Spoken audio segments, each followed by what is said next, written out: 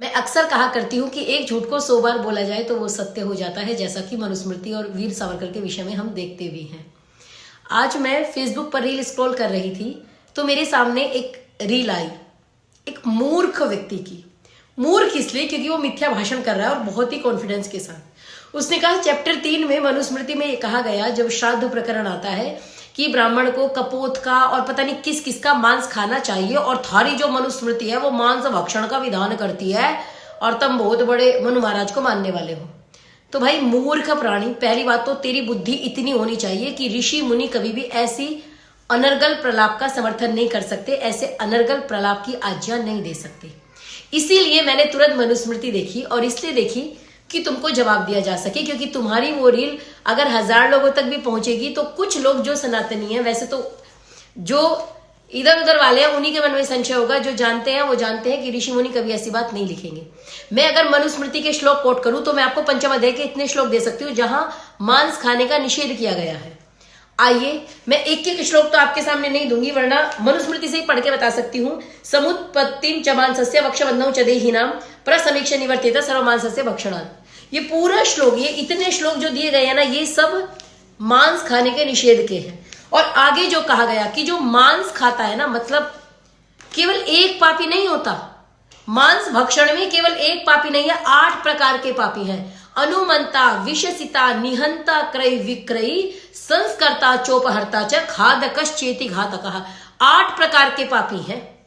बताइए आप, जो मांस भक्षण करता है, मांस भक्षण करने में केवल खाने वाला पापी नहीं है, सबसे पहले अनुमंता, अनुमति देने वाला पापी है। जो मांस खाने की अनुमति दे रहा है, सबसे पहला पापी है वो।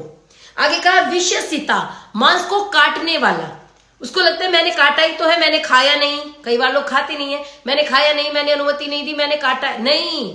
अनुमति देने वाला पापी है विषसिता, काटने वाला पापी है। अनुमंता, विषसिता, निहंता, निहंता माने मारने वाला, जो मार रहा है, तीसरा पापी वो है।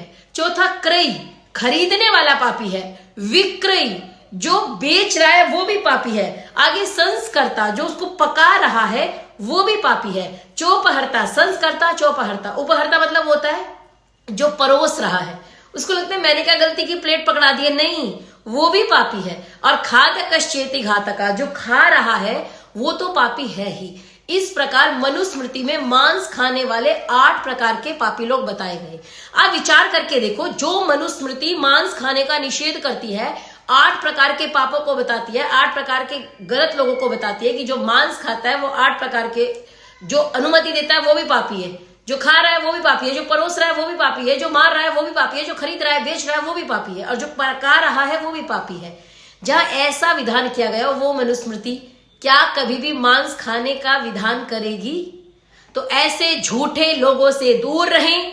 ऐसे लोगों ने ही मनुस्मृति के विषय में अफवाह फैलाई है और 100 झूठों को बीच चौराहे पे बैठ करके गाया है। और जब झूठ बाहर बैठ के चिल्ला रहा हो और सत्य मौन बैठा हो, तो लोग झूठ को ही सत्य मान लेते हैं। जैसा वेदों के विषय में हुआ था कि वेदों में बलि प्रथा है, तो लोगों ने कहा हम ऐसे वेदों को नहीं मानते, उन्होंने पढ़ने की कोशिश नहीं की। इसलिए मैं सभी लोगों से कहूंगी, जो लोग जवाब दे सकते हैं, ऐसे मिथ्या लोगों का जवाब दिया कीजिए। ये मनुस्मृति को अपने हिसाब से गढ़ के 2-3 श्लोक और उसको चेप देंगे। भाई 1000 श्लोक बिना मनुस्मृति मांस निषेध के हैं, और तुम कह रहे हो समर्थन के। कभी खोल के पढ़िए मनुस्मृति? पढ़ेंगे। बाबा साहिब ने कहा था, शिक्षा वो शेरनी का दूध है, जो पिएगा वो दहाड़ेगा। इसलिए पहले शिक्षित बनिए। धन्यवाद।